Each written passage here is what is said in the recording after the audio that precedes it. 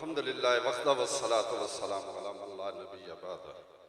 दुरूद पाक अल्लाहुम्मा सल्लि अला मुहम्मदिन व अला आलि मुहम्मदिन कमा सल्लैता अला इब्राहीम व अला आलि इब्राहीम इन्नका अल्लाहुम्मा बारिक अला मुहम्मद व अला आलि मुहम्मद कमा बारकता अला इब्राहीम व अला आलि इब्राहीम इन्नका हमीदुम मजीद।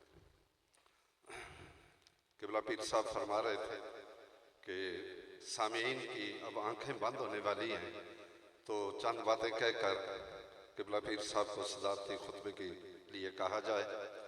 तो मैं ज़्यादा हायल नहीं होना चाहता, फ़कत इतना सबब है इन्हिकाद बज़्म माशर का, फ़कत इतना सबब है इन्हिकाद बज़्म माशर का कि तेरी शान महबूबी दिखाई जाने वाली है, कि तेरी शान महबूबी दिखाई जाने वाली है। मैंने इस दुनिया की बात नहीं की, मैंने आखिरत की बात की है।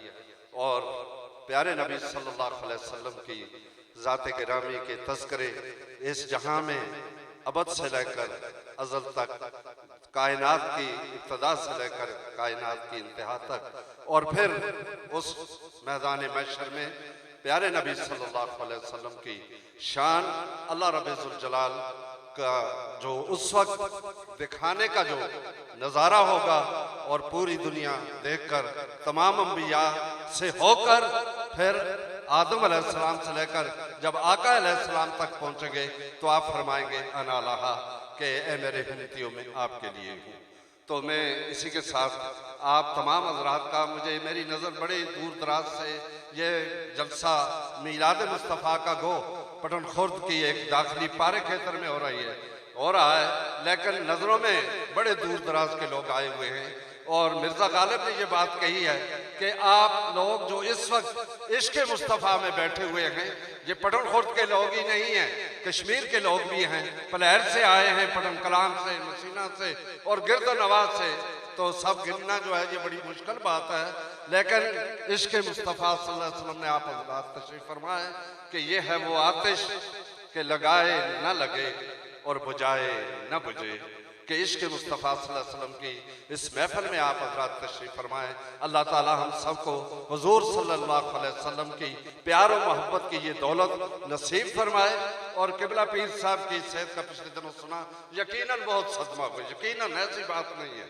तो इनसे बिलमुशाफा मुलाकात तो नहीं हुई, फ़ोन पर गुजारिश की और हाज़िरी लगवाई और ये कहा कि आप हमारे लिए दुआ करें। इन्होंने फरमाया हमारे लिए भी दुआ करें, रमज़ान गुजर रहा है, मैंने रोज़े रखे हैं और ऐसा महसूस होता है कि मुझे कोई तकलीफ़ नहीं है। मैं तमाम हज़रात से गुजारिश करूँगा, और माशाअल्लाह मैंने जहाँ भी कोई ऐसा इज्तिमा हुआ है तो मैंने ये बात इनकी इस सेहतयाबी की जरूर पेश की है। अल्लाह रब्बुल जलाल इसका साया हमारे सरों पर कायम रखे, और ये हर जगह पर पहुंचते हैं, सेहत को भी नहीं देखते और अपनी सेहत को भी इस मुकाबल अगर नहीं समझते, लेकिन मैं ये कहता हूँ अपने किबला वालिद गिरामी के नक्शे कदम पर चलते हुए भी वो भी अपनी सेहत अगर उनकी इजाजत नहीं देती थी, लेकिन जब आका के मिलाद का जिक्र सुनते थे कि फला जगह पर महफिल मिलाद नबी सल्लल्लाहु अलैहि वसल्लम ने कहा पसीर हो रही है, तो वो उसका ख्याल न रखते हुए अपनी सेहत का वहाँ तशरीफ ले जाते थे। और ये लोग, इनकी गुड्डी में है इस्लाम की खिदमत करना, और ये इस तरह करते रहेंगे। आप सब हज़रात में अपनी दुआओं में इनको याद रखें। अल्लाह रब्बुल जलाल सबकी सुनता है, और हम अपनी तरफ से इनको ये कहेंगे हम आपकी सेहतयाबी के लिए, ईमान के लिए और सेहत वाली ज़िंदगी की दुआ करते रहेंगे। लेकिन खुदारा आप भी हमारे लिए दुआ करते रहें, जिस तरह यहाँ हम आपके ज़ेर साया चल रहे हैं, और क़यामत का वो मंजर जब हो तो इस लोगों को, इनके अपने मुरीदीन को उस वक्त भी नहीं भूलना है, अपने साथ रखते हुए वहाँ उस महशर में भी हम सब का ख्याल रखना है। अल्लाह रब्बुल जलाल आपको उम्र खिज़र सेहत के साथ अता फरमाए, और अल्लाह ताला हम सबको प्यारे नबी सल्लल्लाहु अलैहि वसल्लम की इस पाक महफिल में आपका आना जाना सबका कबूल और मंजूर फरमाए।